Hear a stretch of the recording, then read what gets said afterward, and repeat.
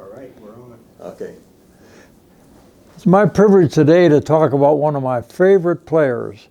I'm talking about Leo Lewis, and Little Leo, as we called him, as he was growing up and as he played for the Vikings. First of all, Leo and I played together with the Winnipeg Blue Bombers. He came up from Lincoln College, kind of an unknown as far as from a player standpoint, but of course the coaches knew of him and his great record in college.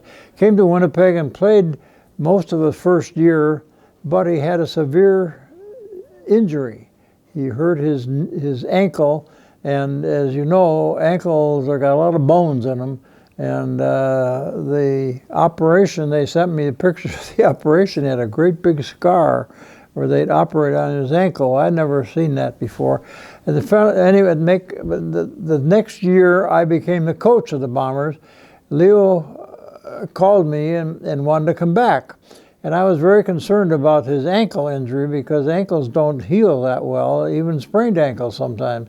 Anyway, he said it was fine, and he came back and showed me the scar, a great big scar on his ankle. Well, I didn't have a lot of hope for him coming back to the way he was, but miraculously, he did. He came back, and in my first year coaching in Winnipeg, Leo was back and in the lineup. Many times, people ask coaches who are their best players, favorite players. You know, I don't like the word best because that eliminates too many people. I will just say this, that Leo Lewis, in all my experience as a coach, that was 10 years in Winnipeg, 18 years with the Vikings, he was as good a football player as I'd ever been around. He had all the attributes of a great player. First of all, he had great hands.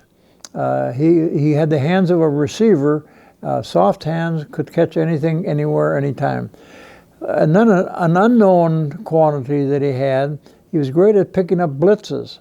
He would send a linebacker and Leo would step up, and not only would he block him, he would meet him halfway and knock him down. Now, he was not that big at 196 pounds, and he was very proud of that weight. Every time he came to training camp, we'd weigh him, and he'd always weigh 196 pounds. So he had kept himself in great shape. Of course, and a great thing that he's most known for, his running ability. Leo had great vision, he had great balance, he had great speed, he had strength. And again, if you ask me who were some of the best players that I've ever coached, he would be right at the very top of the list. He was the most complete football player that I believe I've ever had, and I have films that I haven't looked at in a while, but occasionally I do. And he had the great ability to avoid tackles and turn nothing into something. I got films of him where showing he runs into the line, the linebacker is going to tackle him. Pretty soon the linebacker missed him because he avoided him with his balance and his ability to run. He carried the ball in a strange manner. He carried it out to the side a lot of the times, and he'd swing, and it was almost like a balance for him. As he'd go around the corner, he'd put the ball out in his hand, and I was afraid he was going to fumble, but he never did, or not that I can recall he had a fumble. So having said all of this, he played in Winnipeg for another 5 or 6 years with me as the coach and benefactor of all his great abilities.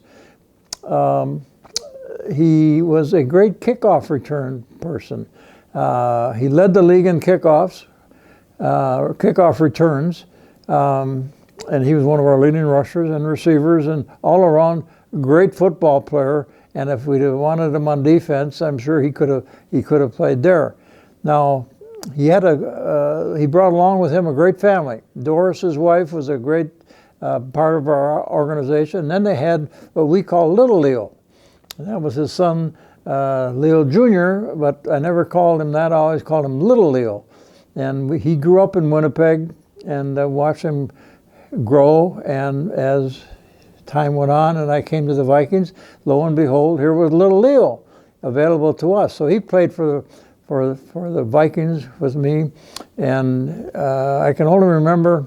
Now, he didn't have his dad's stature. I mean, he was not as big as his dad. He wasn't quite as fast as his dad, but he had his dad's ability to catch the ball. He was one of our kickoff return people at all times when he was here. And I remember a game in Detroit specifically, and he will remember this, I'm sure, also. It was, just before the halftime, we had a jump ball. We're going to throw it in the end zone, and now, we put our biggest players in there, and go and throw it in the end zone and get a jump ball. Well, Leo was the shortest guy in the end zone, but he caught the ball, and we won the game, and we beat Detroit. I remember that very vividly.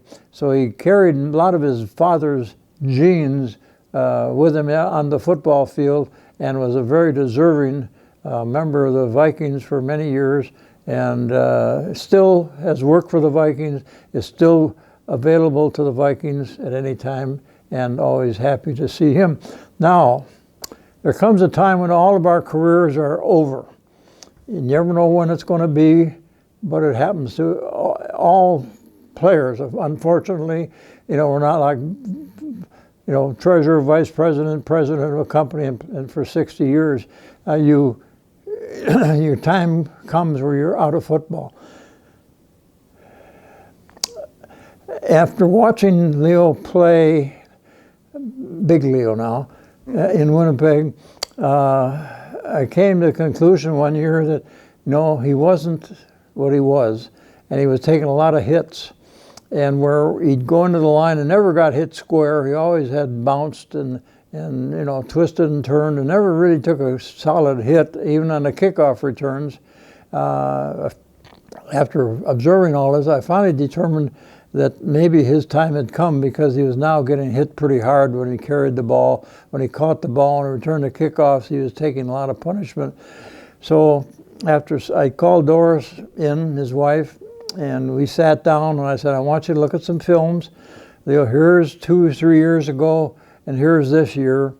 And it's obvious to him and Doris that his time had arrived when he was, no longer the Leo that he was, as all of us it happens to all of us in playing in sports. So actually my conscience would not allow me to let him play any longer. I said, well, I'll tell you what we're going to do, Leo. We're going to have a night for you. Everybody in Winnipeg is going to turn out, and you're going to put you in a convertible and drive you around with your wife and little Leo and around the stadium. We're going to pay the rest of your salary and give you all the gifts we got in appreciation for what you did for the Winnipeg Blue Bombers over these many years, and you'll go down in history as one of our greatest players ever in Canadian football. It went off pretty good, and he got out of the game, and of course the rest is history. He still had his, he's no effects of football at all. Went on to a great career at Lincoln, and was a credit to wherever he's been. And little Leo followed in his father's footsteps and has been a valuable member of this organization with the Vikings and the community, I might add. So it's my great pleasure to endorse Leo and little Leo into the Hall of Fame.